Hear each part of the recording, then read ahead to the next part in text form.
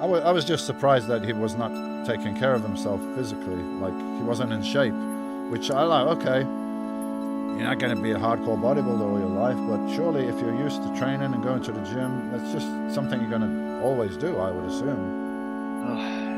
Not to talk about negative things. Remember one day I was walking to Gold's Gym, and Mike's in the gutter laying there like a drunken guy. I'm like, oh my God, Mike, he didn't hear me.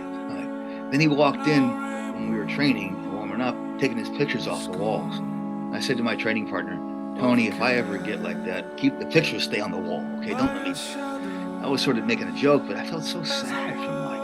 Mike, you know. And then he sort of got a little better, and he's like, he'd be sitting outside smoking a cigarette. Yeah, always between his clients. He'd train a client, come outside, smoke a cigarette. As much as it was funny, and I laughed at him, like, I was worried about him. Like, wow, Mike, you know, he was the guy that, you know, he's intellectual, the guy that was the scientist. He had a great mind. I'm like, what a great bodybuilder. That's the way we should be, you know.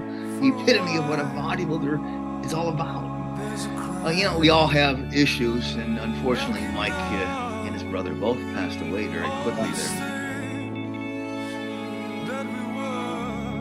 Second cigarette, please. I don't have $200 an hour pay if we get late.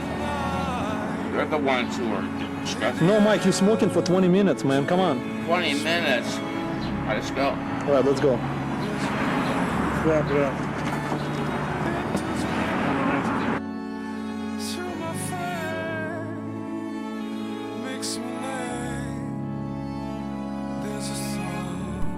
How many hours a day do you have to work to develop a physique like that? Well, most bodybuilders train at least 3 hours a day, 6 days a week, but I only train a total of 3 hours a week. Okay, what do you do during those hours? Train very hard.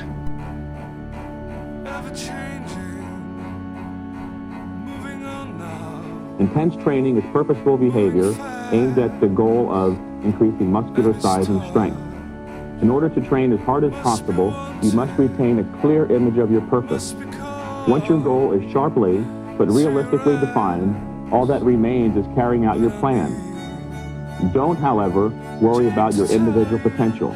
Potential is only the expression of a possibility, something that can be assessed accurately only in retrospect.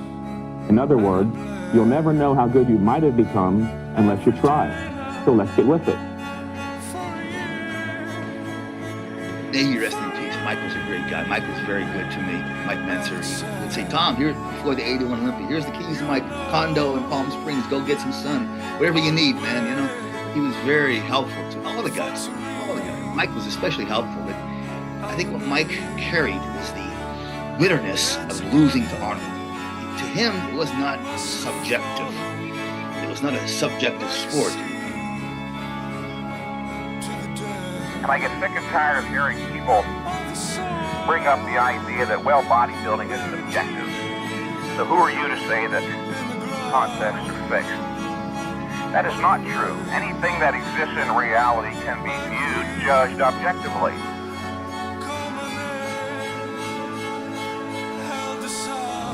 Subjective sport, we all know. Yeah.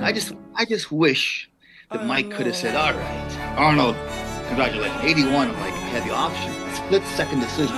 Should I punch Franco in the face? Should I walk off stage with the rest of the guys? Should I congratulate him? For some reason, God put it in my head, go over and say, congratulate Franco.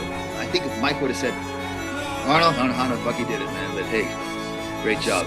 I'll see you next year. And Mike would have been Mr. Olympia. There are objective criteria for judging bodybuilders. It's interesting, at the 1980 Olympia, the only people who saw Arnold as the winner were the 7 judges and his closest friends.